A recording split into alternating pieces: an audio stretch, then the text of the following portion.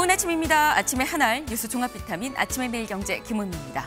꼭 필요한 뉴스만 콕콕 집어서 전해드리겠습니다. 시작해볼까요?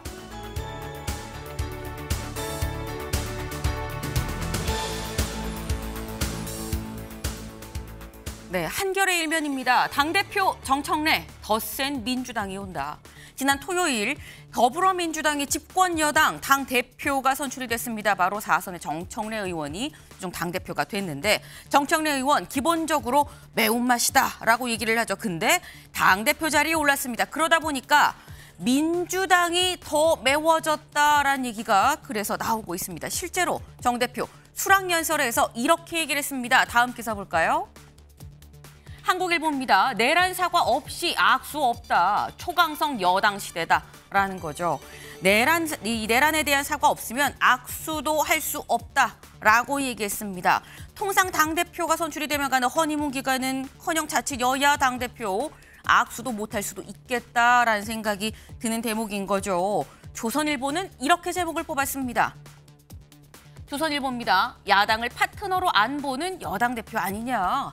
라고 지금 제목을 뽑아서 이게 파트너로 안 보는 여당이 너무한 거냐, 내란 사과를 안 하는 야당이 너무한 거냐, 요 얘기를 잠시 뒤에 대담으로 좀 짚어보겠습니다. 다음 기사 볼까요?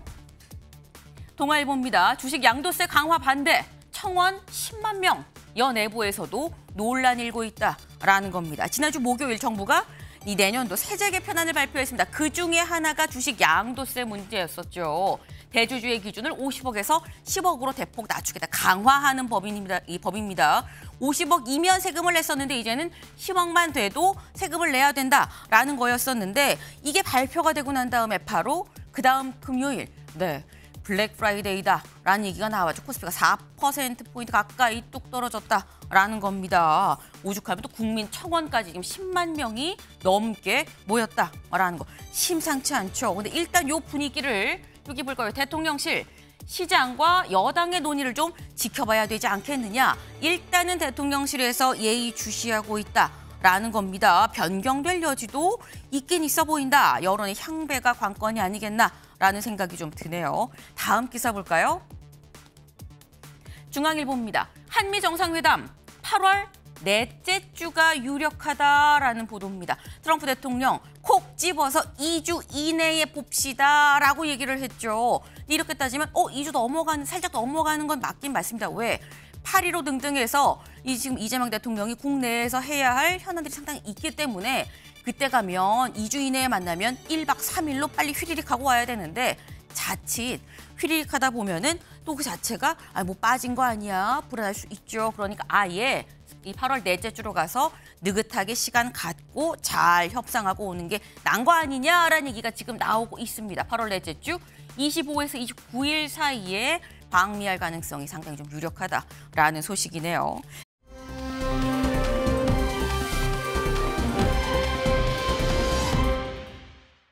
네, 바로 이겁니다. 아니, 여기가 어디야 싶죠? 여기 강안입니다. 여기 전남 무안의 한 도로예요. 도로에 근데 차가 절반이 지금 다 이 침수가 된 그런 상태죠. 무안에 지금 좀 전국적으로 비가 오고 있긴 합니다만 어디는 더 많이 오고 어디는 적게 오고 있는데 지금 무안에 폭우가 와서 1년치 비 11%가 1시간 만에 와르르 쏟아 부었다라는 겁니다. 네. 지금 전남 무안을 포함한 남부지방은 그야말로 폭우가 심각하다. 이 산청 산사태의 두 배가 왔다라고 하는데 영상으로 저희 준비를 했습니다. 잠깐 같이 보고 오실까요?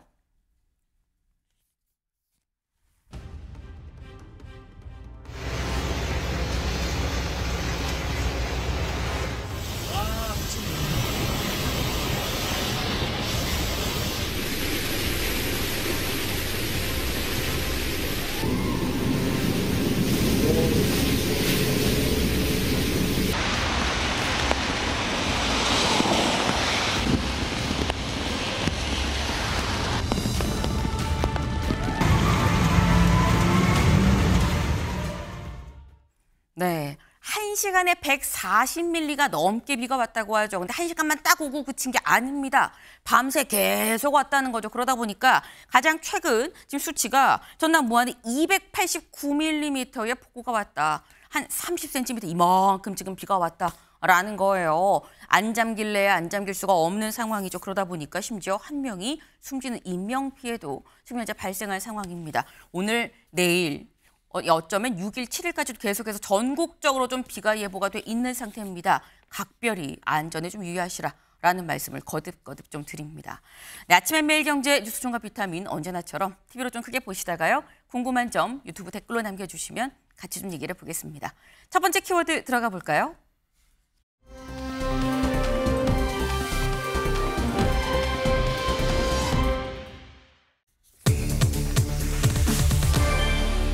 더 매워졌다.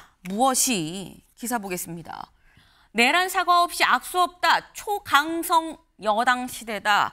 더 매워졌다. 무엇이? 민주당이 정청래 의원이 더더욱 매워졌다라는 집권 여당인 것만으로도 사실 강한데 여기에 매운맛 당대표가 더해졌습니다. 그러다 보니까 또 매운맛 당대표가 아슬아슬하게도 아니고 압도적으로 이겼다라는 거죠. 매운맛이 배가 될 수밖에 없겠죠. 저희 이 후보 득표율 같이 볼까요? 네, 이겁니다. 후보 둘이었었죠. 정청래 후보와 박찬대 후보였었는데 권리당원에서 66.48 대 33. 대의원은 박찬대 의원이 조금 앞섰습니다. 46에 53. 하지만 또 국민 여론조사에서 60대 39. 그러다 보니까 최종 61.74 대 38.26으로 거의 압도적으로 지금 정청래 의원이 앞섰다라는 겁니다. 이 압도적인 승리로 매운맛이 배가 된 정청래 대표. 당선 첫날 일성으로 이렇게 얘기했는데 직접 들어보실까요? 내란 세력을 뿌리 뽑아야 합니다. 아직도 반성을 모르는 내란 우두머리 피의자 윤석열과 그 동조 세력을 철저하게 처벌하고 단죄해야 할 것입니다. 12.3 비상계엄 내란을 통해서 계엄군에게 총을 들려서 국회로 쳐들어왔어 헌법을 공격하려 했고 헌법을 파괴하려 했습니다. 그리고 실제로 사람을 목숨을 죽이려 했습니다. 거기에 대한 사과와 반성, 그것이 먼저입니다. 내란 특검을 통해서 윤석열 내란 수괴 피의자뿐만 아니라 국민의힘 내부에 내란 동조 세력과 내란 방조자, 내란 협력자들이 있다는 것이 밝혀지면 자연스럽게 위헌 정당 해산 심판 청구를 하라는 국민적인 요구가 높아질 거라고 생각합니다. 그때 당대표로서 현명하게 판단하도록 하겠습니다. 네. 정청래 대표 상당히 많은 말을 했습니다. 특히 요거부터 좀 짚고 넘어가 볼까요? 내란에 대해서 사과하지 않은 악수하지 않겠다. 그리고 이런 얘기도 했죠. 국민의힘과는 여야 개념이 아니다라는 얘기도 같이 했습니다. 정당 해산 심판 국민 요구가 높아질 거다라고 얘기를 했는데 김진욱 대변인님. 그럼 내란에 대해 사과하지 않는 한 악수하지 않아요. 국민의힘과 여야 관계가 아니다. 그럼 국민의힘과 민주당은 무슨 관계입니까? 이제 국민의힘이 앞으로 그 관계를 스스로 설정해내야 될 것이다. 이렇게 보고 있습니다.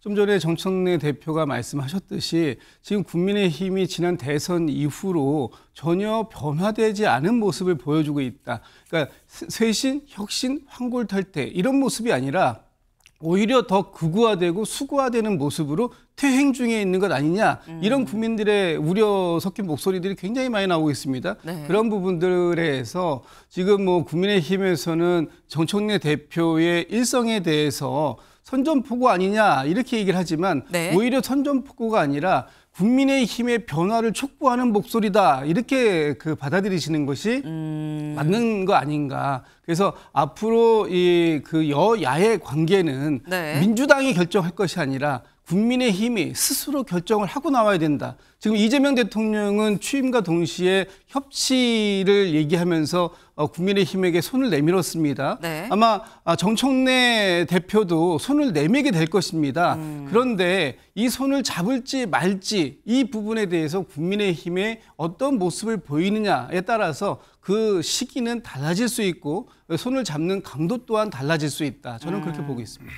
윤주진 위원님, 예. 지금 말씀을 들어보니까 그러니까 이런 취지의 말씀이에요. 민주당, 국민의힘 하기 나름이에요라는 취지로 말씀하셨습니다. 민주당이 무슨 자격으로 대한민국의 야당이 누구인지를 결정할 수 있나요? 그거는 민주당이 정하는 것도 아니고 국민의힘이 정하는 것도 아닙니다. 그건 헌법 질서에 따라서 자유민주주의 정치 질서에 따라서 재편돼 있는 의석수를 기준으로 우리가 그동안 인정해왔던 하나의 질서입니다. 그것을 정청래 의원이 뒤집겠다? 그거는 너무나 오만한 태도죠. 지난 역사와 정치의 어떤 상호작용을 완전히 무시하는 것이고. 네. 근데 저는 그것이 정청래 의원이 결국은 정청래 대표가 8월 2일부로 차기 대선 출정에 나선 것입니다. 그러니까 이것은 다분히 정치 공학적인 것이죠. 야당이 국민의힘을 탄압하고 옥죄일수록 본인의 당내 지지율과 지지층의 견고한 그런 지지를 받는다면 결국은 차기 권력, 차기 미래 권력으로 본인이 자리매김할 수 있다고 판단한 거 아니겠습니까? 근데 차라리 그러면 저는 정청래 대표한테 그냥 솔직하게 정말로 야당 국민의힘을 인정할 수 없다면 차라리 바로 정당해산 청구 심판에 들어가십시오. 그것이 차라리 뭐 진솔한 거 아니겠습니까? 네. 계속 사과해라. 사실은 국민의힘은 지난 대선 과정에서 비상계엄에 대해서 국민께 여러 차례 고개를 숙였고, 다만 내란이라고 하는 것은 사과의 문제가 아닌 재판의 문제입니다.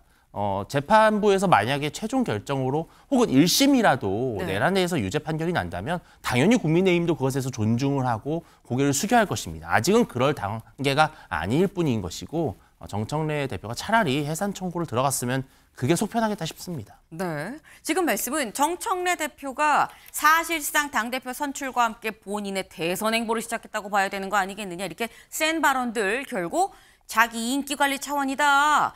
정말 할 거면 진즉에 정당 해산 심판 청구 왜 청구 안 하는 거냐라고 지금 얘기를 했어요. 근데 실제로 아까 김진욱 대변인님 요런 얘기도 했었죠. 이거 사실 국민적 요구가 자연스럽게 높아지면 그때 당 대표로서 현명하게 판단하겠다. 안 하겠다는 건 분명히 아니고 오히려 잘 들어보면 하는 쪽으로 좀 기운 것 같다라는 생각이 들긴 들거든요. 실제 현실화할 가능성이 있는 겁니까? 가능성이 늘 남아있는 것이죠. 네. 특히 지금 내란 특검이 지금 수사 중에 있지 않습니까? 그리고 지금 현재까지 밝혀지고 있는 바에 의하면 상당히 많은 부분들이 밝혀지고 있고, 특히 국민의힘의 일부 의원들께서도 당시 내란에 대해서 12.3 비상계엄에 대해서 동조 동의하고 또는 적극적인 협력 관계에 있었던 거 아니냐, 지금 그 부분까지 수사가 진행되고 있는 거예요. 만약에 그런 부분들이 확인이 된다면, 그렇다면 앞으로 지금 정청래 대표가 얘기하듯이 자연스럽게 국민들께서 지금 국민의힘은 어떤 상태였는가 하는 부분에 대한 판단을 할 것이고요. 국민의힘에게 요구하게 될 것입니다. 지금 내란과 관련되어서 국민의힘은 정말로 아무런 상황, 죄가 없는 것인가? 네. 죄가 있다면 스스로 반성하고 사과해야 되는 거 맞는 거죠. 그렇게 하지 않는다면 지금 국민의힘의 존재 이유, 그 부분에 대해서 근본적인 이유, 근본적인 질문을 할 수밖에 없는 것이고, 그 근본적인 질문의 끝은 정당 해산일 수도 있는 것입니다. 그렇기 때문에 지금 국민의힘에서 계엄은 잘못된 것이지만 윤석열 전 대통령의 탄핵엔 반대한다. 그 기조가 현재까지 계속해서 이어지고 있는 것도 네. 지금 국민의힘이 스스로 어떤 모습을 보이고 있는가 잘 보셔야 될 것 같아요. 그리고 여전히 윤 어게인이라고 외치는 분들이 국민의힘 내에 소위 안방을 차지해가는 그 모습을 보이고 있지 않습니까? 그런 모습들에 대해서 국민들께서 어떻게 평가하실지 좀 있으면 지켜본 그 결과가 나오지 않을까 싶습니다. 네. 지금 일단 내란 관련해서 수사가 진행 중이기 때문에 결과에 따라서 이건 충분히 가능성은 언제든 열려 있다고 봐야 된다라고 지금 말씀을 하셨어요. 그러니까 실제로 수사 결과에 따라서 이 내란 정당에 대해서는 뭐 위헌 정당 심판 청구를 할 수도 있다라는 취지로 지금 들리는 부분인 건데, 다른 사람은 몰라도 정청래 대표라면 진짜 할 수도 있겠다라는 생각이 드는 이유, 사실 그 이전에 정청래 대표가 의원 때부터 차곡차곡 쌓아올렸던 그 이미지가 있죠. 특히나 법사위원장 때 모습 기억하시나요? 잠깐 보고 오시죠. 다음 반대하는 위원님들은 손을 들어주시기 바랍니다. 내려주십시오. 자, 앉아주세요. 앉아주세요. 앉아주세요. 앉으시라고. 송석준 의원, 박준태 의원, 박기태 의원은 계속 선 상태에서 반대하세요. 계속 서 계세요. 박기태 의원은 왜 앉아요? 계속 서 계시라니까. 네. 아, 저때 저런 적이 있었지라는 생각 아마 영상 보시면서 드셨을 것 같아요. 법사위원장을 하면서 야당이 항의하고 그러면 나가세요. 이 국회법 몇 조에 의해서 나가세요. 조용히 하세요. 계속 서 계세요. 이런 얘기들이 사실 오갔었죠. 근데 이런 걸 보면 윤주진 위원님. 예. 이미 민주당은 당대표로 선출이 됐습니다. 확정이 예. 됐어요. 그럼 이런 민주당 당대표를 상대로 어떻게 보면 불도저 정청래 당대표인 건데 국민의힘은 어떻게 대응을 할 것이냐. 대응 방안이 좀 서 있습니까? 근데 정말 안타깝게도 네. 웃픈 현실인데요. 정청래 의원이 당대표가 되든 말든 국민의힘은 이미 야당으로서 대우와 존중을 받지 못하고 있습니다. 사실 뭐 예를 들어서 박찬대 후보가 당대표가 됐다 한들 뭐 큰 차이가 있었을까 싶어요. 다만 약 올리고 대우를 안 하는 것인지 대우해 줄 것처럼 하다가 대우 안 해주는 것인지 그 결과는 똑같거든요. 지금 이재명 정부와 민주당의 기조 자체가 국민의힘을 완전히 우리 헌정 질서에서 삭제해버리겠다는 거 아니겠습니까? 사실상 국민의힘이 요구하는 대안이라든지 여러 가지 비판을 민주당이 수용하고 있나요? 단 하나라도. 그거는 이미 민주당이 야당일 때도 마찬가지였습니다. 법사위를 보십시오. 저게 국회입니까? 저게 국민의 대표들이 법안을 심사를 하고 체계 작구를 따지는 그런 민의의 전당이라고 볼 수 있나요? 완전히 봉숭아학당으로 만들어버린 게 바로 정청래 법사위원장이었거든요. 저는 이런 정청래 후보가 집권 여당의 대표가 됐다는 것 자체가 사실은 정말 안타까운 현실입니다. 이것이 과연 대한민국 정치가 가는 길이 맞는 것인지 정말 의심스럽고요. 매운맛 좋죠. 근데 우리가 매운맛만 먹고 살 수는 없는 거잖아요. 평생 매운 거 안 먹어도 죽진 않지만 매운 것만 먹으면 죽습니다. 저는 정청래 당대표가 제발 이제 당대표 되셨잖아요. 대권 가도에 유리한 고지를 점하셨기 때문에 이제는 조금 더 품위 있는 최소한 정말 국회다운 국회, 정치다운 정치 만드셨으면 좋겠습니다. 네. 지금 이런 말씀을 하셨어요, 김육 대변인님. 평생 매운 거 안 먹어도 살 수 있지만 평생 매운 것만 먹다가는 죽어요라고 지금 얘기를 또 했거든요. 정청래 대표가 뭐 계속해서 매운 것만 먹겠습니까? 사실 저는 충분히 완급 조절 가능하다라고 보고 있어요. 그 대표적인 게 어제 정청래 대표의 첫 인사 아니겠습니까?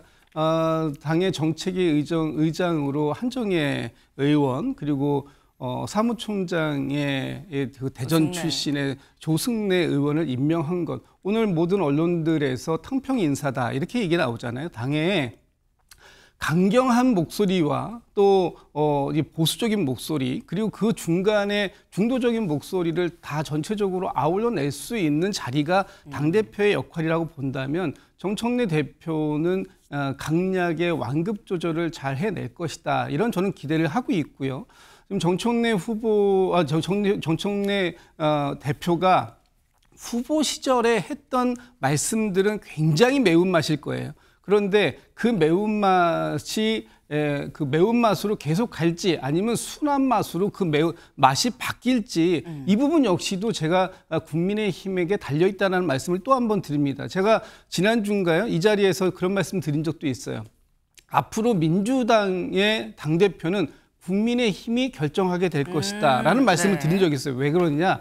국민의힘이 지금처럼 계속해서 극우화되어 가고 또 수구화되어 가는 그런 상태라면 그 국민의힘이 그런 야당의 역할을 가겠다고 한다면 아마도 우리 당의 당원들 그리고 민주당을 지지하시는 분들 입장에서는 보다 더 강경하게 국민의힘에 맞서달라라는 주문들이 강해질 것이다라고 제가 말씀을 드린 적도 있습니다. 그렇기 때문에 이제부터 여야의 관계가 협치의 관계로 갈 것인지 아니면 대결적 관계로 갈 것인지에 대해서는 국민의힘이 결정해야 될 것이고요. 이미 민주당은 당대표를 선출했습니다. 이제 8월 22일 날 국민의힘이 당대표를 선출해야 될 텐데 그 당대표를 어떤 이 타입의 형태의 당대표를 선출할 것인가 하는 부분 역시 국민의힘의 당원들이 선택하실 것이기 때문에 그 당원들의 판단을 이제는 기다릴 수밖에 없는 상황이다. 저는 그렇게 보고 있습니다. 네, 지금 말씀은 내가 여러 번 얘기하지 않았느냐. 민주당은 국민의힘 하기 나름이에요. 지금 민주당 당대표는 이미 정청래로 확정이 됐고 국민의힘 대표가 그럼 누가 되느냐에 따라서 이게 좀 상황이 달라질 수도 있는 거 아니겠냐라고 말씀하셨습니다. 그러니까 지금 실제로 국민의힘 전당대회 지금 당대표 선거가 진행 중이죠. 어제 비전 발표가 있었습니다. 5명의 후보들, 상당히 좀 평소보다 많은 후보군이 지금 나왔는데 어제 비전 뭐라고 얘기했는지 잠깐 들어보고 오시죠. 민주당이 얼마나 독선, 독재, 독주의 정당인지를 잘 보여주는 대표적 인물이 정청래입니다. 미 대사 관저를 들어가서 반미 방화범, 이 폭력범. 싸울 때 피해 있던 사람들이 전투에서 피범벅이 된 동지들에게 손가락질할 수 있는 권리는 그 어디에도 없습니다. 지금은 더불어민주당과 싸울 때입니다. 사과 괴짝에 썩은 사과 한 개를 넣어두면 썩은 사과가 다시 살아납니까? 오히려 나머지 사과들까지 다 썩습니다. 해법은 간단합니다. 사과의 썩은 부분 도려내거나 썩은 사과는 버려야 합니다. 민심을 담아내지 못하는 정당은 죽은 정당입니다. 이번 전당대회는 우리가 가진 마지막 기회입니다. 잘못된 과거와의 완전한 절연을 통해 국민들의 높은 지지를 얻어내야 합니다. 저는 당내 계파도 없고 척진 사람도 없고 신세진 사람도 없습니다. 계파 싸움으로 개헌저지선을 내주면 민주당은 정말 어떤 짓을 할지 모릅니다. 네, 바로 어제 있었던 비전 발표입니다. 여기 같이 볼까요?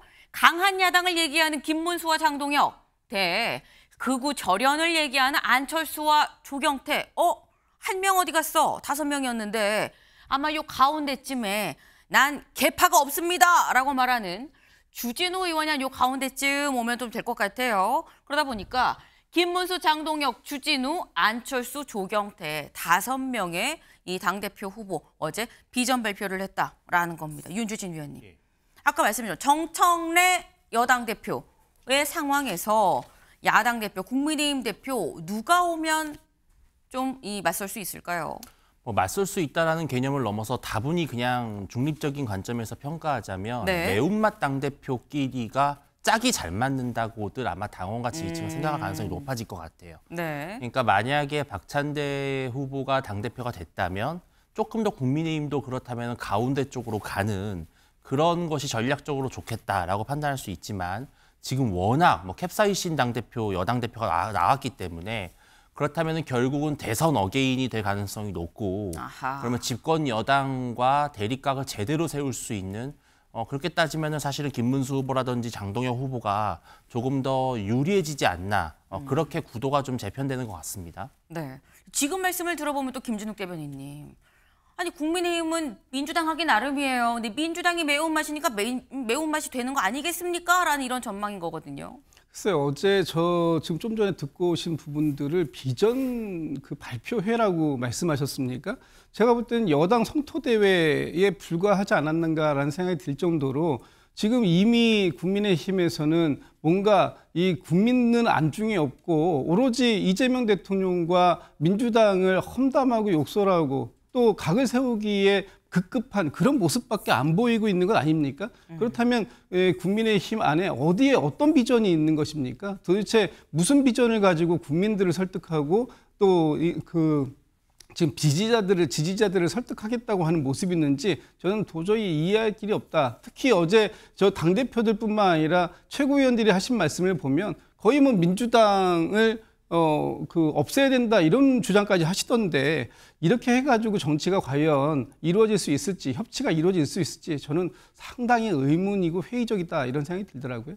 네, 여는 여대로 야는 야대로 서로 간 대화할 생각이 좀 없는 거 아니겠느냐라는 얘기가 지금 하신 말씀 아닌가라는 생각이 좀 듭니다. 네, 지금 일단 이 정청래 민주당 대표에 대해서 국민의힘 대표가 대체 누가 될 것이냐라는 얘기를 저희가 했는데 사실 이 상황은 아까 말씀하신 것처럼 8월 22일 최종 후보가 뽑히면 이 카운터파트가 누가 될지가 결정이 되는 거겠죠. 네. 근데 국민의힘 대표가 누가 되든 일단 어제 뽑힌 건 민주당 대표입니다. 그리고 이 정청래 대표에 대해서 이재명 대통령 직접 축하 전화를 했다라는 거죠. 다음 기사 볼까요? 이 대통령 원팀 정신 당부 정청래한테 축하 전화했다라는 겁니다. 강유정 대변인 어제 이렇게 브리핑을 했습니다. 같이 볼까요? 원팀 정신을 당부하며 국민께 효능감을 보여드릴 수 있도록 함께 노력하면 좋겠다.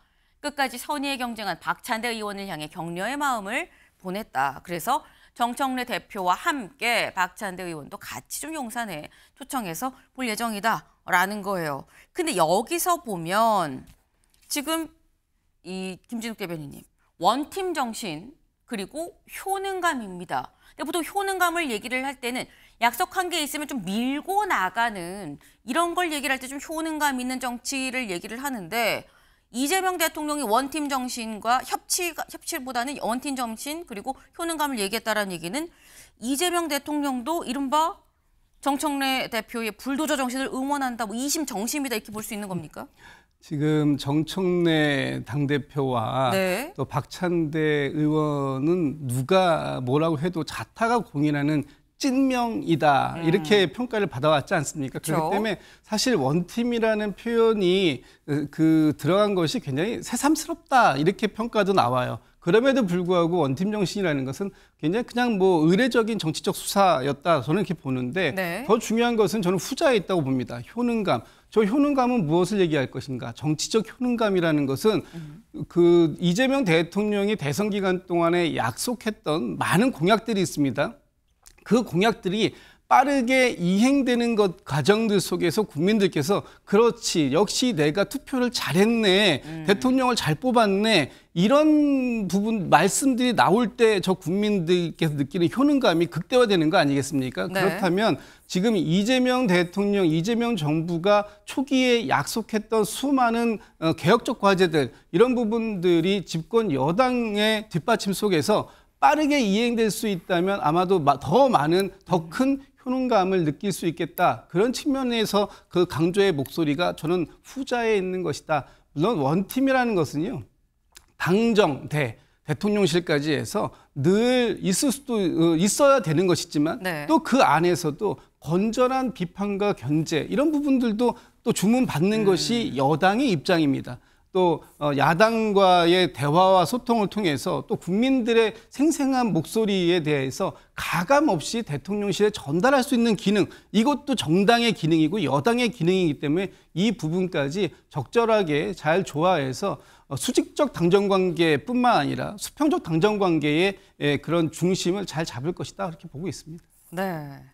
지금 말씀은 어쨌거나 이재명 대통령도 효능감에 좀 방점을 두고 얘기한 거 아니겠느냐라고 말씀을 하셨어요.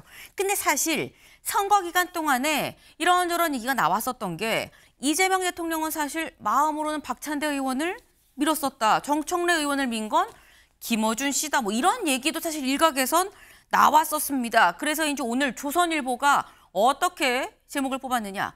당대표 선거도 좌우한 김어준 파워라는 기사가 오늘 나왔습니다. 당대표 선거 결국 김어준의 픽이 누구냐에 따라서 당대표가 결정이 된 거 아니겠느냐라는 얘기인 건데 사실 정청래 의원도 박찬대 의원도 둘 다 김어준 씨의 유튜브에 나갔었죠. 그 모습 잠깐 같이 보고 올까요?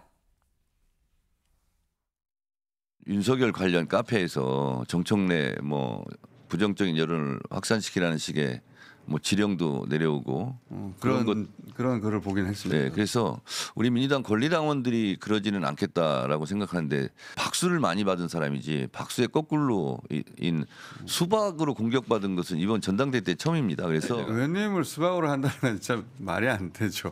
당대표 출마 선언하시고 나서는 이게 초강성 초사이언 모드로 변하신 것 같은데. 아니 실질적으로 제가 원내대표 할 때도 우리 국회의장께서 원구성할 때 아주 야무지게 법사위, 운영, 과방이 다 지키지 않았습니까? 집권 여당의 대표가 되면 싸움은 빨리 신속하게 종료하고. 의원님 이거 칭찬인데 그냥 받으시면 됩니다. 네.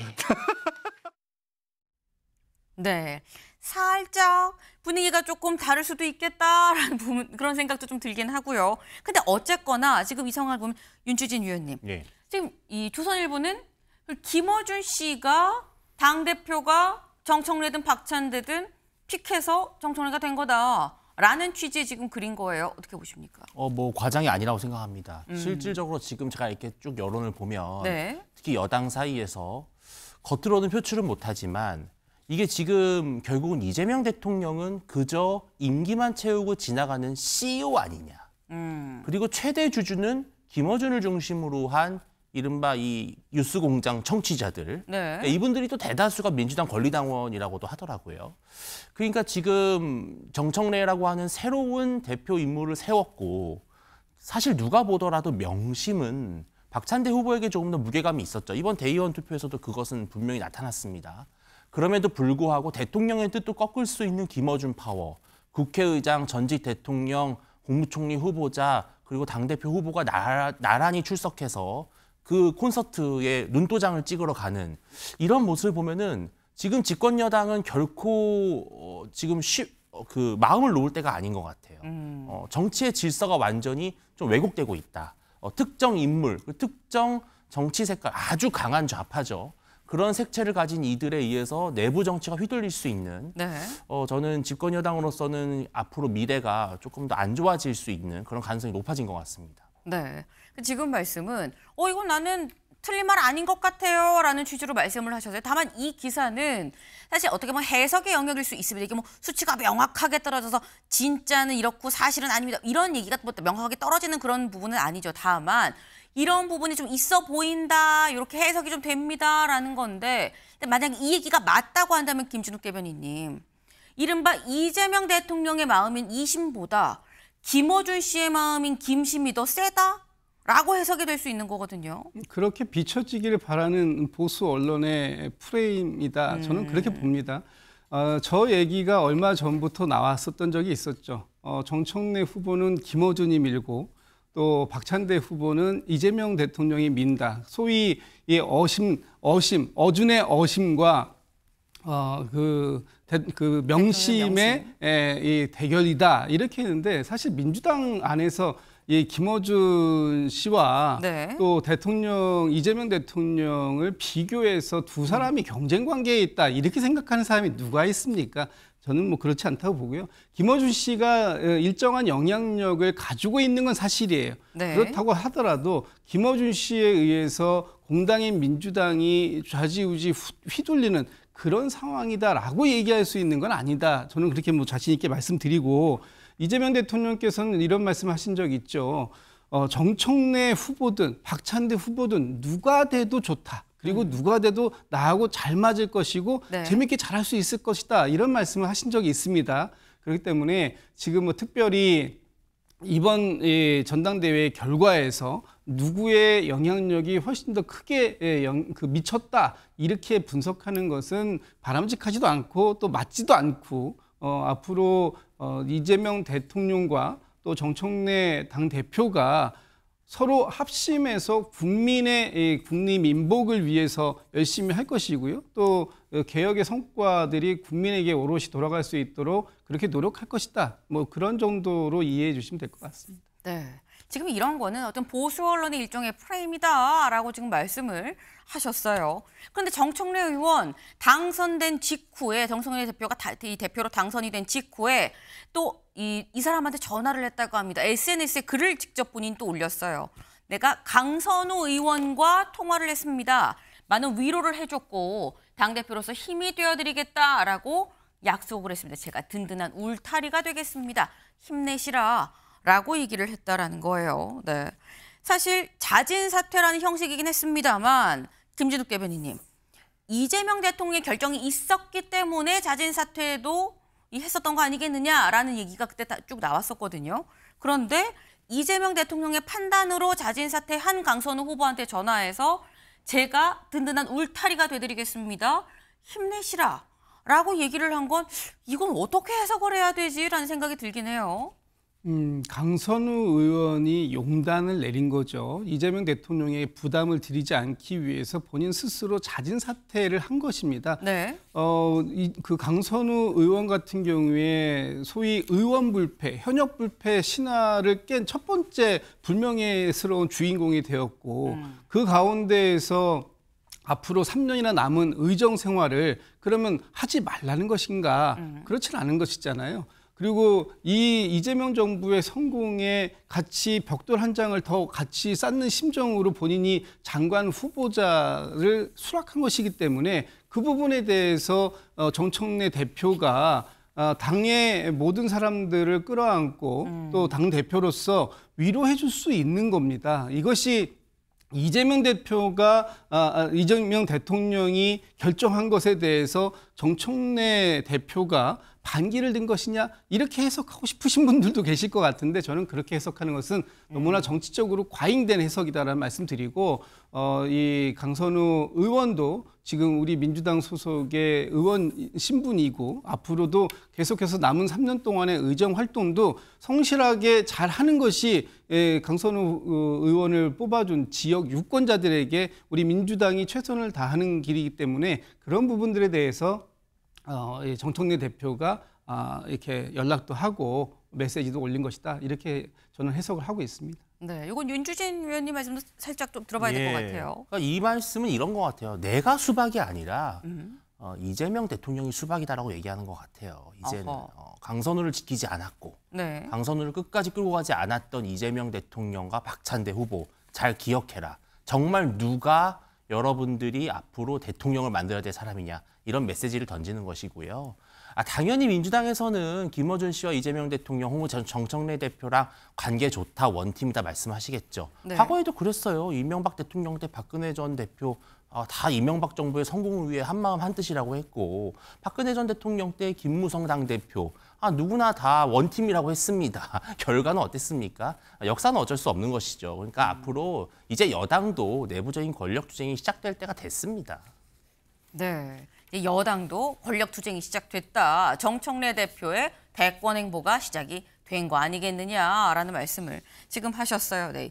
이 강력한 정청래 대표, 사실 오늘은 국회의 본회의가 예정이 돼 있죠. 한국일보 오면 잠깐 같이 볼까요? 네.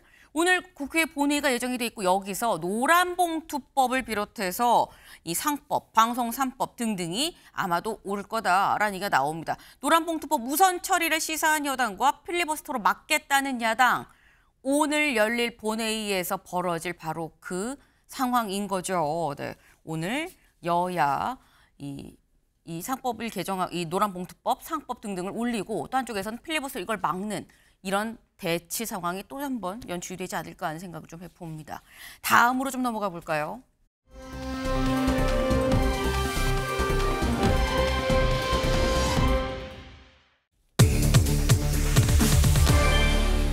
속옷 논란입니다. 속옷 논란, 이게 무슨 얘기인지 기사 같이 보겠습니다. 윤 체포영장 이르면 오늘 재집행, 특검, 물리력 행사 방안 검토하고 있다라는 겁니다. 지난주 금요일에 제가 오늘 특검이 직접 이 체포영장 갖고 가서 물리력을 행사할 수도 있다라고 합니다라고 말씀을 드렸었죠. 그리고 지금 구치소에 도착했대요라는 얘기도 드렸었는데 근데 결론적으로 강제 인치에 실패했다라는 겁니다. 근데 왜 실패했느냐? 오정희 특검보 얘기 잠깐 들어보고 오시죠. 피의자는 수의도 입지 않은 채 바닥에 누운 상태에서 체포에 완강하게 거부하였고 특검은 20-30분 간격을 두고 총 4회에 걸쳐 체포영장 집행에 따를 것을 요구하였으나 피의자는 체포에 계속 불응하였습니다. 그 과정에서 피의자에 대하여 차회에는 물리력 행사를 포함한 체포 집행을 완료할 예정임을 고지하였습니다. 혹서기에는 아침 기상 시간인 6시 20분부터 취침인 저녁 9시 전까지 반팔 티와 반바지를 착용하는 것이 서울구치소 내부 규정이라고 합니다. 장시간 규정대로 옷을 입고 있지 않으면 입을 것을 명하고 불이행 시 벌점을 부과한다고 합니다. 벌점이 쌓이면 이제 징계 등의 불이익이 있다고 합니다. 이번 사안은 반팔 상하의를 정상적으로 입고 있다가 특검이 집행을 시도하자 그때 수의를 벗었고 특검이 나가자 바로 입었다고 합니다. 네. 네, 지금 얘기를 들어보면 김광선 변호사님. 지금 특검 정성호 법무부 장관의 얘기는 윤석열 전 대통령이 안 끌려나가려고 옷을 벗은 거다라는 취지의 지금 설명인 거거든요. 실제로 구치소에서 안 끌려나가려고 옷을 이렇게 굳이 수의를 벗는 이런 상황들이 종종 있는 겁니까? 아니 뭐 최초일일 거예요 아마. 물론 뭐 경우에 따라서는 네. 뭐 아예 전체 속옷까지 벗는 경우도 있을 수는 있겠죠. 굉장히 네. 특이한 수감자 같은 경우에는. 그런데 네. 이거 뭐 아마 신체 뭐 체온 조절 뭐 그런 얘기를 하는데 아마 제가 볼 때 일단 뭐 본인이 강제 구인 당하지 않으려고 체포영장 집행 막으려고 했던 걸로 보여요. 그래서 이 부분에 대해서 상당히 이제 논란이 많이 있죠. 전직 대통령이고 강제 구인의 체포영장 집행을 막기 위해서 과연 옷까지 벗는 이러한 것들이 품격에 맞느냐. 그리고 정도가 좀 지나치다. 이런 비판도 굉장히 많이 있는 것 같아요. 근데 결과적으로 따져보면 윤 전 대통령은 절대로 구치소 밖으로 나가지 않겠다는 입장인 것 같아요. 그리고 더군다나 지금 김건희 특검이잖아요. 김건희 여사와 관련된 거예요. 자기의 부인과 관련된 사건이거든요. 네. 거기 나가서 뭐 조사 받는 것 자체가 굉장히 부담스러울 가능성이 있다 이렇게 봐요. 그래서 일단은 뭐 윤 전 대통령의 저러한 행태는 저는 굉장히 잘못됐다고 봅니다. 뭐 그냥 저항할 수도 있고 아니면 가서 조사받되 진술거부권 행사하면 되는 거거든요. 네. 근데 저렇게까지 할 필요가 있을까 하는 생각도 들고 한편으로는 이제 특검을 보면 네. 제가 볼 때는 뭐 체포영장 집행인데 여러 가지 뭐 구치소 형 집행하는 법률도 있지만 어느 정도 물리력 행사는 가능하다고 봐요. 근데 저렇게 되면 하기는 어렵죠. 근데 저걸 가지고 계속 공식적으로 발표하면서 네. 수의를 벗고 누워 있었다랄지 과연 뭐 이렇게 하는 게 완강한 저항을 했다 정도의 그런 표현을 써서 다시 집행을 하겠다 이런 정도 발표는 모르겠는데 또 거기서 네 차례 또 강제 집행하려면서 하려면서 사진을 찍었다고 하는 거잖아요. 체포영장 집행할 때 제가 볼 때는 사진 찍는 경우는 없거든요. 그럼 사진 찍었다는 것은 어떻게 보면 이제 속옷만 입고 있는 윤 전 대통령을 찍었다는 건데 이 부분도 제가 볼 때 이제 법적으로 좀 문제가 있을 가능성이 크다. 그래서 특검은 원칙적으로 해야 돼요. 원칙적. 그러면서 자꾸 윤 전 대통령의 어떤 행동, 행태가 아무리 잘못되었다 하더라도 이걸 어떤 특검의 수사, 체포 집행하는 데 있어서 이걸 이용하면 저는 안 된다고 보거든요. 그래서 양쪽에 제가 볼 때는 뭐 근본적인 것은 윤 전 대통령이 잘못한 건 맞고 또 여기에 대응하는 특검도 상당히 적절하지 못하다 저는 이렇게 봅니다. 네. 지금 윤석열 전 대통령 쪽에서는 이렇게 얘기를 하고 있습니다. 아까 살짝 얘기가 나왔죠. 수용실 내부에 지금 사실 통풍이 제대로 좀 되지 않아서 체온 조절하는데 장애가 발생할 정도다. 그 정도로 좀 무더운 상태다. 그래서 꼭 특검이 와서가 아니라 평소에도 간혹 수의를 벗고 있었고 구치소에서도 이걸 다 양해를 해주던 상황 아니었느냐라는 겁니다. 오히려 수의를 벗고 있는데 들어와서 강제 인치를 시도하고 사진까지 찍었다. 이거 인권 침해 아닙니까? 라고 지금 얘기를 해요. 김수민 의원님. 네. 일단 윤석열 전 대통령 쪽에서 수의를 일부러 그 자리에서 벗은 게 아니라 원래 벗고 있었다. 뭐 네. 이런 취지로 반박을 했는데 이 부분은 정성호 법무부 장관하고 진술이 정반대로 엇갈리고 있는 거기 때문에 좀 사실 확인은 필요한 것 같고요. 근데 적어도 인정을 하고 있는 것은 그때 벗고 있었다라고 하는 그 부분입니다.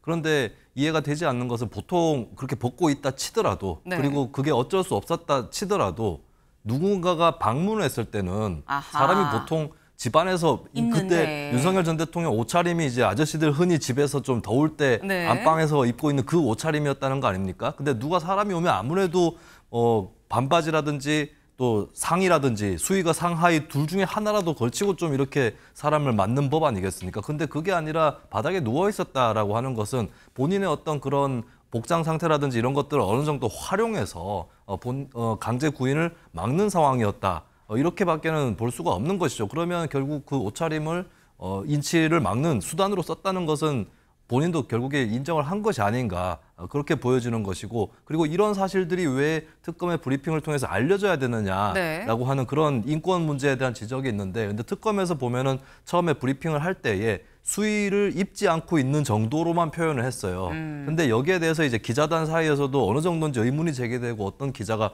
다 벗고 있었느냐 이런 식으로 질문을 하니까 조금 더 정확하게 대답을 해준 거거든요. 그리고 특검이 그 얘기를 굳이 하게 된 이유는 이번엔 두 번째로 인치를 시도했다 실패를 했습니다. 그럼 네. 왜 실패했는지 국민들이 왜 전직 대통령이라고 법 앞에 평등이 무너지는지에 대해서 궁금증을 갖고 있는 그런 상황에서 조금 더 자세하게 상황을 알려줬다라고 하는 그런 부분이 분명히 작용했다고 볼 수 있겠습니다. 네. 사실 이게 뭐 이런 것까지 다 공표를 하느냐라고 얘기를 하지만 벌써 여러 번 시도를 하는데도 불구하고 못한다고 하면 거기에 대해서 기자들의 질문이 있고 국민들이 궁금해하니까 알려줄 수밖에 없었던 거 아니겠느냐라는 그 말씀을 하셨어요. 근데 여기에 대해서 추미애 의원은 SNS에 이런 글을 올렸습니다. 사람은 정원동물이다. 근데 내란 속에는 특검이 영장 읽어주면 체온이 올라가고 변호인이 면회실로 불러내면 체온이 내려가는 변원동물이라는 거냐라고 굉장히 약간 비꼬는 그런 취지의 글을 올렸다라는 거죠. 근데 김계리 변호사는 본인의 유튜브에서 또 이렇게 얘기를 합니다. 직접 들어보시죠. 특검은 지금 수사를 하고 있는 것이 아니라 정치적 선동과 마녀 사냥을 하고 있는 것입니다. 특검은 집행 후에 언론 브리핑에서 개인이 사담으로 하기에도 내밀하고 적나라한 내용들을 공보로 공식적으로 브리핑을 했습니다. 특검은 이와 같은 내용의 언론 브리핑을 국민이 알 권리라고 주장을 합니다. 그러나 이런 내용들은 피의 사실과 관련 있는 내용들도 아닙니다. 국민이 알 권리라는 것으로 이것들이 보고가 될 수 있는 것인지 의문이 들고요. 네. 지금 김계리 변호사는 아니 어쨌거나 뭐 이런저런 일이 있었다고 한들 그게 국민들의 알 권리에 해당하는 부분이냐 피의 사실과 직접적인 연관도 없는데 라는 취지의 얘기예요. 김수민 의원님. 네. 그런데 국민들은 그럼 왜 체포가 안 되느냐 여기에 대해서 당연히 궁금한 것이고 어느 정도 설명을 해야 될 의무가 특검한테도 있는 거거든요. 의무가 있다. 네, 그것을 또 기자들도 대변을 한 것이고 사실 어떤 기자가 다 먹고 있었느냐 이렇게 물어본 것은 조금 부적절한 질문이었다고는 봐요. 정확하게 어떤 상태였는지 좀 데려가기에도 힘든 그 정도의 노출이었는지 이런 부분들만 체크를 해봤으면 어땠을까 하는 부분. 그래서 좀 미세하게 한 번 더 생각해봐야 될 부분들은 분명히 있겠습니다만 근데 어쨌든 착용, 옷차림 때문에 못 데려갔다라고 하는 부분 이것까지는 특검에서 충분히 설명을 할 수 있는 일이다라고 말씀을 드리고 그리고 추미애 의원도 표현했지만 국민들이 많이 가지는 의문이 굉장히 건강이 좋지 않다고 하는데 면회실에서 접견은 왜 그렇게 자주 하는가라는 부분인 거거든요. 이게 살펴보니까 최근 며칠 빼고 7월 10일부터 7월 29일까지 구속기간 동안에 2차 구속기간에 따져보니까 19일 동안 40회 접견을 했고 53시간을 접견을 했습니다. 그러면 하루당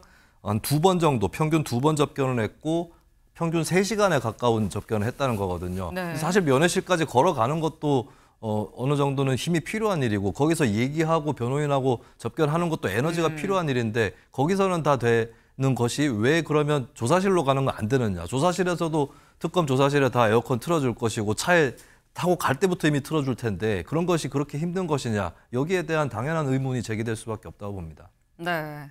지금 말씀은 물론 특검이 그걸 또 상세하게 얘기하는 것도 좀 그럴 수 있다라고 보지만 하지만 어쨌거나 국민들이 궁금해하고 대체 왜 인치를 못했는지에 대한 설명을 하려면 얘기를 안 할래 안 할 수 없는 부분이다라는 말씀이에요. 근데 아까 저희 제목에도 있었죠. 조선일보 기사 같이 볼까요? 네, 특검 오늘 다시 윤 체포 시도 물리력 행사할 수도 오늘 진짜 물리력 행사할 수 있다라는 얘기가 나옵니다. 근데 경향신문 같이 볼까요? 속옷시위 윤석열 버티기 특검 강제로 끌어낼 방법이 없다라는 거예요. 김광산 변호사님. 한쪽에서는 물리력 오늘 진짜 행사해갖고 끌고 올 거예요라고 얘기를 하고요. 또 한쪽에서는 아유 근데 암만 그래도 강제로 끌어낼 방법 없어요라는 얘기가 있고요. 뭐가 진짜입니까? 일단 이제 윤 전 대통령이 구치소에 있지 않고 구치소 밖에 있으면 얼마든지 물리를 행사할 수 있죠. 일반적인 이제 체포영장 집행하는 데 있어서는 물리를 행사 없이 체포영장을 집행할 수 있겠습니까? 근데 지금 구치소에 있단 말이에요. 근데 구치소에 체포영장 집행할 때 어떤 방법을 쓸 수 있느냐. 그거에 대해서 명확한 게 없어요.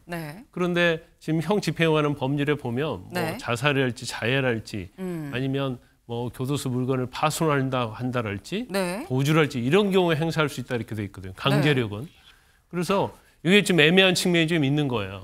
이거 체포영장은 어차피 물리력을 전제로 하는 거거든요. 그러면 체포영장 물리력 전제하니까 물리력을 강제로 끌고 갈 수 있느냐. 아니면 그런데 형집행법에 보면 강제로 행사할 수 있는 경우를 딱 7가지로 한정돼 있단 말이에요. 그렇죠. 그러니까 구치소에서는 좀 고민을 하고 있는 것 같다 이렇게 보는데 뭐 제가 볼 때는 물리력으로 끌어내는 것 자체는 체포영장 집행을 전제로 하는 거기 때문에 충분히 할 수 있다 저는 그런 생각을 해요. 아하. 약간 애매한 측면이 있어서. 네. 그리고 정성훈 법무장관도 이게 법적인 게 미비하다.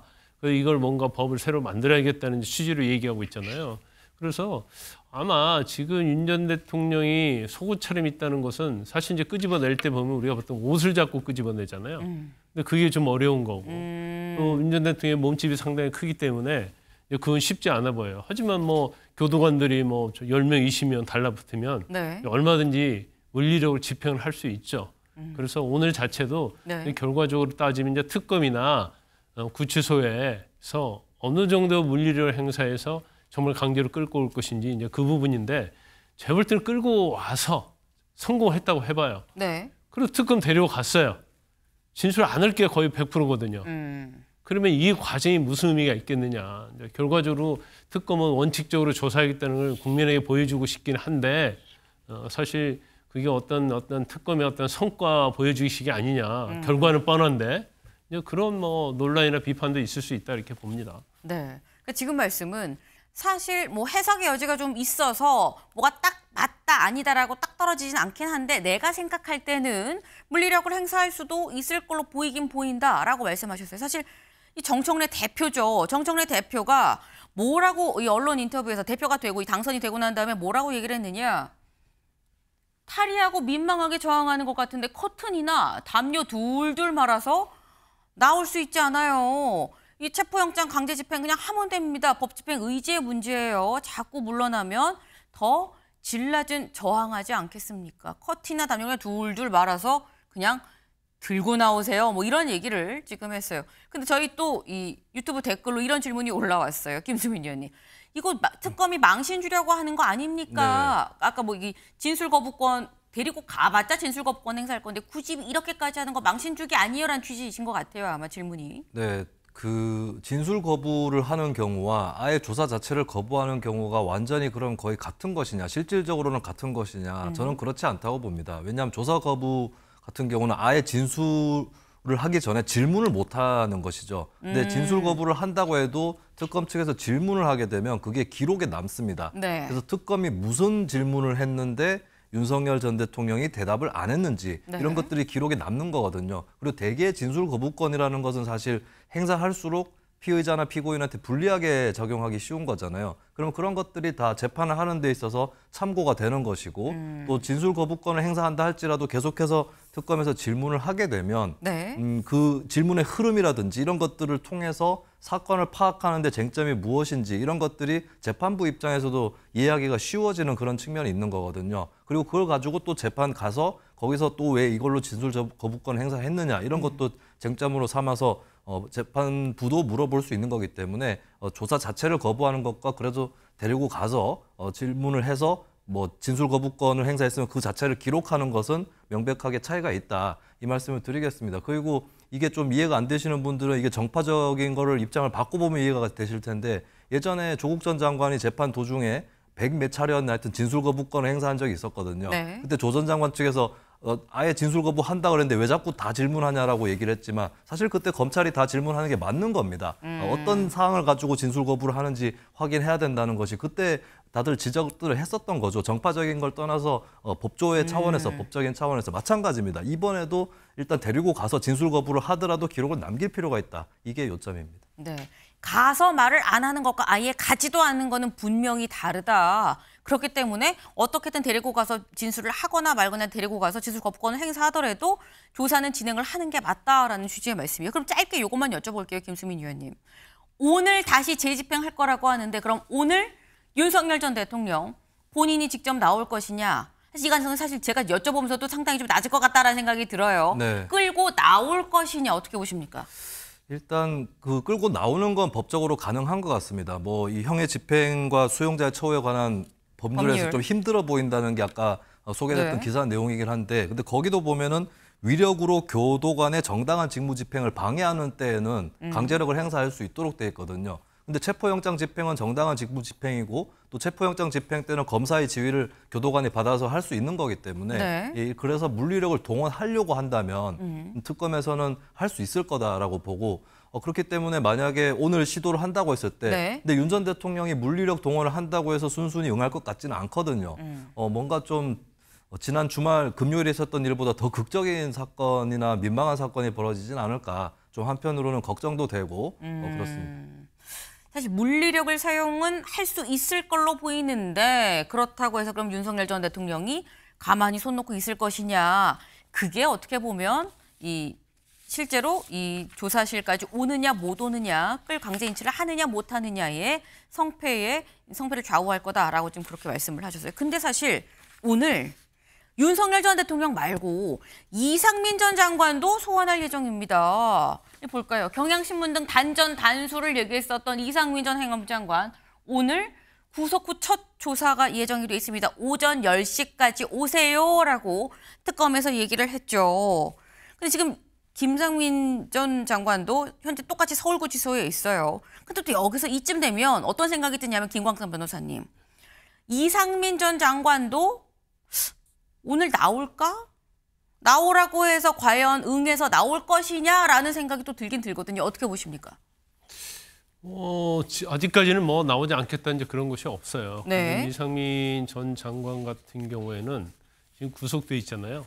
구속돼 있으면 사실 이제 구속 기간이 10일이고 또 10일을 연장할 수 있거든요. 그러면 따로 체포영장 발부를 받을 필요가 없이 네. 그 구인에서 수사할 수 있어요. 조사받을 수 있죠. 그래서 윤 전 대통령과는 좀 틀리다 이렇게 볼 수 있습니다. 그런데 조사에 응해야죠. 왜냐하면 대통령도 저렇게 저항을 하고 옷 벗고 누워 있고 거기에 또 계엄에 또 관여했다고 하는 장관도 또 그런 식으로 간다고 한다면 이건 진짜 말도 안 되는 일이 대한민국에 일어나는 겁니다. 그래서 본인은 계속 얘기했잖아요. 오히려 계엄을 말렸다는 거 아닙니까? 근데 결과적으로 영장이 발부된 걸 보면 계엄에 관여했다는 부분이랄지 단전단수 지시했다는 것이 어느 정도의 소명이 됐다고 볼 수밖에 없는 상황이단 말이에요.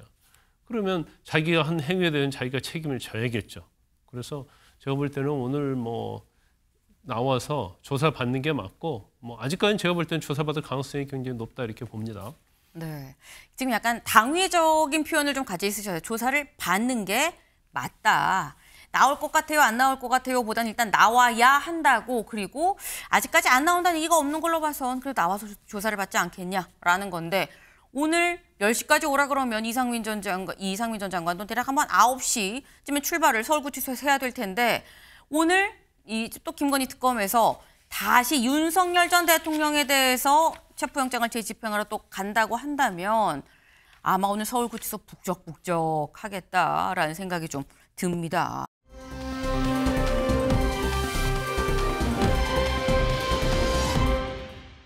사람을 주목해보는 시간 아침엔 피플입니다. 오늘은 이렇게 3명이에요. 먼저 첫 번째 누구냐? 김범수 전 아나운서죠. 왜 나왔는지 기사 같이 볼까요? 네, 특검 방송인 김범수 소환 도이치 주가 조작 연관 의심된다라는 겁니다. 김범수 전 아나운서가 도이치 주가 조작 사건과 좀 연관이 된 것 같다고 해서 참고인으로 불러서 조사를 했다라는 거예요. 여기 같이 보실까요? 지금 특검 사무실로 출석을 하고 있는 김범수 전 아나운서의 모습입니다. 아니 대체 왜 김범수 전 아나운서가 나오는 거야? 라는 생각이 드는데 여기 밑줄 같이 보겠습니다. 코바나 컨텐츠 등기부 등본에 따르면 2011년 6월부터 14년 6월 잠깐 쉬었다가 15년 3월부터 18년 3월 두 차례 이 코바나 컨텐츠의 사내 이사를 지냈다. 이 중에 앞선 기간이 도이치모터스 주가 조작 사건의 2차 작전 시기와 겹친다라는 거예요. 근데 이게 사실 김광선 변호사님 사외 이사가 아니라 사내 이사이긴 합니다. 근데 사내 이사로 재직을 하면 또 만약에 주가 조작 작전 시기 이 주가 조작 작전이 실제 실행이 되고 있었으면 요거를 몰랐겠느냐라는 취지의 얘기인 것 같은데 어떻게 보십니까? 연관성이 좀 있다고 보십니까? 제가 볼 때 이제 연관성이 있다고 저는 봐요. 있다. 네, 이제 코바나 컨텐츠가 굉장히 작은 회사예요. 네. 그렇기 때문에 아마 사외 이사는 없을 거고 사내 이사만 있는데 이 작은 회사에서 사내 이사를 할 정도 되면 김건희 여사하고 보통 막역한 사이가 아니면 사실은 사내 이사를 할 수 없죠. 또 한 번이 아니고 두 번을 했고 네. 또 두 번 사내 이사 기간 중에 그때 또 도이치모터스 주가 조작을 했거든요. 근데 그때 김범수 씨가 또 도이치모터스 주가를 거래한 정황이 있다는 거 아닙니까? 네. 그러면 우리가 그냥 상식적으로 생각하면 김건희 여사의 회사의 사내이사다. 그러면 주가와 관련 정보를 반드시 갖고 있었으니까 도이치모터스를 주식을 샀을 것이다. 이렇게 볼 수밖에 없고. 두 번째로는 이제 이거 한번 봐야겠죠. 그러니까 특검이 일단은 참고인을 불렀어요. 그러니까 김건희 여사로부터 주가 조작에 대한 말을 들었느냐. 들었다고 하면 김건희 여사는 굉장히 불리한 얘기죠. 네. 그리고 주가 조작 시기에 거래를 했다고 한다면 이제 거래량이 뭐 산 금액이 얼마인지 모르겠어요. 몇 주나 샀는지. 그게 상당수 되고 주가 조작에 어느 정도 조금이라도 영향을 미칠 상황이었다면 본인도 주가 조작에 이제 공범이 될 수 있는 거예요. 그래서 아마 두 가지의 상황을 놓고 지금 특검은 김범수 씨를 불렀다 이렇게 볼 수 있어요. 네. 지금 말씀처럼 코바나 컨텐츠가 그렇게 큰 회사가 아니기 때문에 사내 이사를 했다고 한다면 모를 수가 없었을 걸로 일단 추측이 된다 때문에 특검에서 직접 불러서 아마 그런 부분을 물어보지 않았겠느냐라는 말씀을 지금 하셨습니다. 특검이 뭘 물어봤고 여기에 뭐라고 답을 했는지 아마 시간이 지나면 드러나겠죠.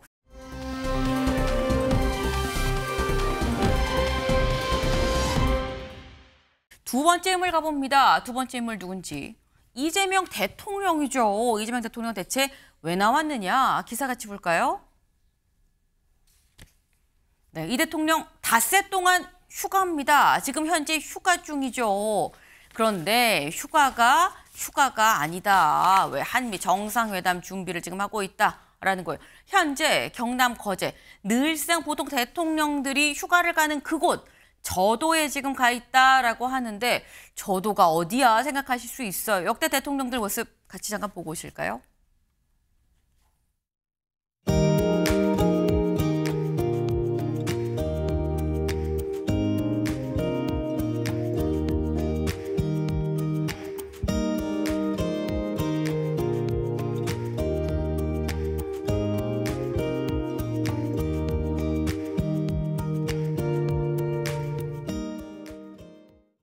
네, 지금 박근혜 전 대통령, 문재인 전 대통령 모습을 보셨는데 박근혜 전 대통령은 취임 후 첫 휴가 저도에 가서 저도의 추억이라고 이렇게 모래밭에 썼었던 기억나시나요?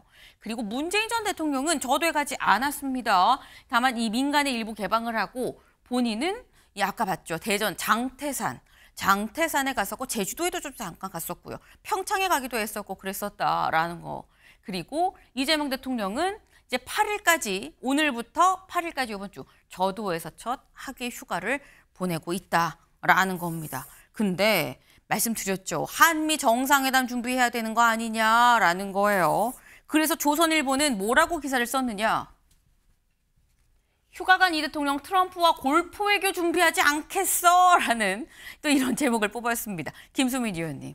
어떻게 보세요? 지금 사실 휴가겠나라는 생각이 들긴 하거든요. 네, 뭐 여러 가지 전국 구상도 해야 되고 현재 조각도 다 안 끝났습니다. 몇몇 후보자가 낙마를 했기 때문에 네. 장관 후보자도 물색을 해야 되는 상황이고 집중호우에 또 대응도 해야 되거든요.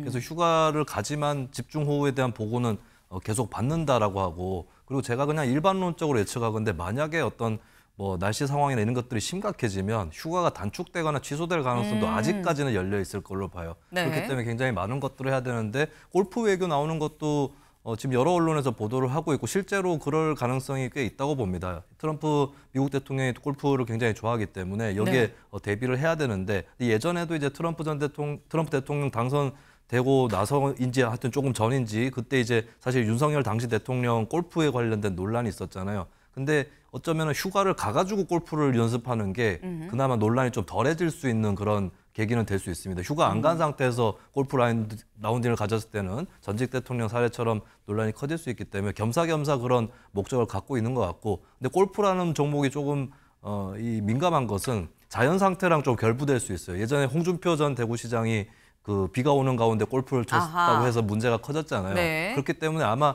이번에 집중호우나 이런 상태를 봐가면서 결국에 휴가 일정이라든지 또 휴가 가서 무슨 일을 할 건지 이런 것들이 좀 결정이 되지 않을까 이렇게 전망을 해봅니다. 네, 김광삼 변호사님. 지금 뭐 처음에 생각할 때는 지금 대통령 취임한 지 얼마 되지도 않았잖아요. 더군다나 이제 관세 문제가 있고 집중호우가 있고 이제 관세도 아직 타결된 건 아니에요. 이제 큰 테두리만 정해진 그렇죠. 거죠.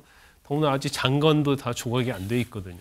그런데 이 마당에 왜 휴가를 가지? 이제 그런 생각을 했어요. 물론 대선 기간을 거치면서 또 대통령을 하면서 굉장히 힘들었을 거예요. 그래서 휴가는 어느 정도 필요하다 이렇게 보는데 뭐 제가 볼 때는 지금 여유 있게 휴가 갈 수 있는 그런 타이밍은 아니다. 저는 그렇게 봐요. 그런데 뭐 여러 가지 덥고 여러 가지 뭐 내부적으로 이제 본인이 좀 쉴 시간이 필요했을 수도 있다. 그래서 그걸 뭐 아주 비판할 수는 없습니다. 근데 네. 저도가 이제 거제도에 있거든요. 근데 지금 대한민국에서 아마 상당히 시원한 곳 중에 하나일 거예요. 서울이 제일 덥죠. 근데 그 안에 보면 나인홀 골프장이 있습니다. 그렇기 때문에 지금 한미 정상회담 하면서 경우에 따라서는 트럼프 대통령하고 골프를 칠 수 있는 상황이거든요. 근데 이런 경우에 이제 서울서 뭐 골프 라운딩을 한다랄지 그러면 네. 그냥 여론 때 지탄을 많이 받을 거예요. 그래서 쉴 겸 겸사겸사해서 지금 상황 자체는 사실은 휴가 갈 때는 아니거든요. 그래서 골프 연습도 좀 하고 여러 가지 다목적으로 간 게 아닌가 싶습니다. 여러 다목적 포석이 담긴 여름 휴가다라는 말씀을 하셨어요. 일단 요 휴가 아닌 휴가 기간에 잘 좀 준비를 하고 가능하면 재충전도 좀 하고 그리고 돌아오면 좋겠다라는 생각이 좀 듭니다.